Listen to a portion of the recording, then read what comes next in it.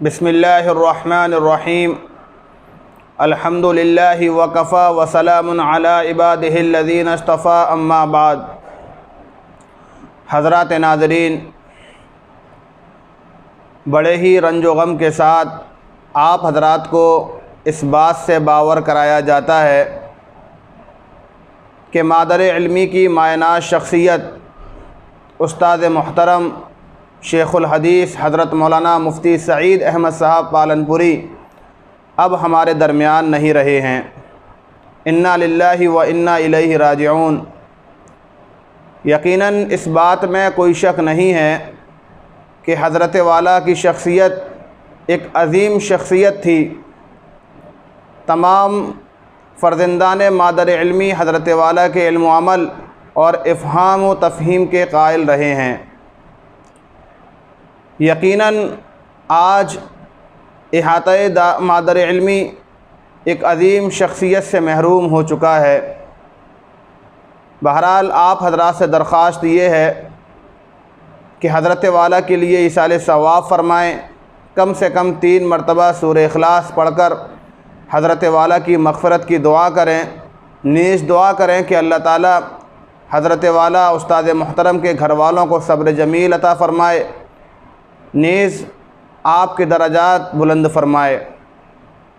بہرحال عید کے مسائل کا سلسلہ شروع کرنے جا رہے ہیں۔ سب سے پہلے یہ بات جان لینا ضروری ہے کہ ہم عید کا تہوار کیوں مناتے ہیں۔ ہر ایک مسلمان کا یہ حق بنتا ہے کہ جس تہوار کو ہم مناتے ہیں اس کی حقیقت اور اس کے پس منظر سے پوری طریقے پر واقف ہوا جائے۔ یاد رکھیں، ہر قوم کا یہ طریقہ رہا ہے کہ سال کے اندر کسی دن کو متعین کر کے اس دن میں اپنے خوشیوں کا اظہار کیا کرتے ہیں اور اسی دن کو تہوار کا نام دیا کرتے ہیں۔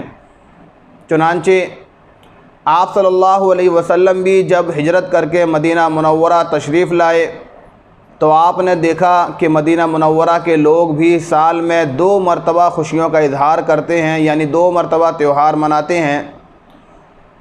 آپ نے ان دونوں تہواروں کے بارے میں دریافت کیا، آپ کو دونوں تہواروں کی حقیقت سے باور کرایا گیا۔ چنانچہ آپ صلی اللہ علیہ وسلم نے ان 2 تہواروں کے مقابلے میں عید الفطر اور عید الاضحیٰ کو منانے کا حکم فرمایا۔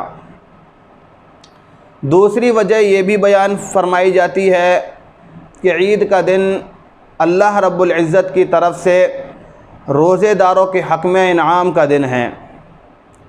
یعنی ایک بندہ پورا رمضان کے مہینے کے اندر اپنے جسم سے جد و جہد کرتا ہے، اپنے نفس سے جد و جہد کرتا ہے، گناہوں سے رکا رہتا ہے، بھوک اور پیاس کے ذریعے اللہ کو منانے کی کوشش کرتا ہے، اللہ کو راضی کرنے کی کوشش کرتا ہے، تو اللہ رب العزت عید کی شکل میں اس بندے کو انعام سے نوازتے ہیں۔ چنانچہ طبرانی کے اندر روایت موجود ہے، آپ صلی اللہ علیہ وسلم نے فرمایا کہ جب عید کا دن آتا ہے اور روزے دار جب عید کی نماز کے لیے عیدگاہ کی طرف نکلتے ہیں تو آسمانوں سے فرشتوں کی ایک بہت بڑی جماعت دنیا کے اندر آتی ہے اور عیدگاہ کے راستوں کے کناروں پر کھڑی ہو جاتی ہے اور آواز لگاتی ہے، اے مسلمانوں کی جماعت، مبارک ہو، آؤ اس رب کریم کی طرف جو تمہیں خیر سے نوازتا ہے اور اس خیر پر انعام سے بھی نوازتا ہے۔ چنانچہ جب لوگ عید کی نماز ادا کر کے عیدگاہ سے لوٹتے ہیں تو پھر ان فرشتوں میں سے ایک آواز لگانے والا آواز لگاتا ہے کہ اے مسلمانوں کی جماعت، مبارک ہو، اللہ رب العزت نے تمہارے تمام کے تمام گناہوں کو بخش دیا ہے۔ تو یہ انعام کے طور پر اللہ رب العزت کی طرف سے عید کا دن ہے جس میں روزے داروں کے تمام گناہوں کو بخش دیا جاتا ہے۔ اصل کے اعتبار سے یہ روایت ضعیف ہے، لیکن ایک وجہ یہ بھی نظر آتی ہے۔ تو یہ 2 وجہ ہیں عید اور بقرعید کو منانے کی۔ ہر ایک مسلمان کو چاہیے کہ دونوں وجہوں کو اچھی طریقے سے یاد رکھے، تاکہ کوئی کبھی ہم سے یہ معلوم کرے کہ ہم عید کا تہوار کیوں مناتے ہیں تو ہم آسانی کے ساتھ اچھے انداز میں اس کو سمجھا سکیں۔ امید ہے دونوں وجہیں آپ حضرات کے سمجھ میں آ گئی ہوں گی۔ وآخر دعوانا ان الحمد للہ رب العالمین۔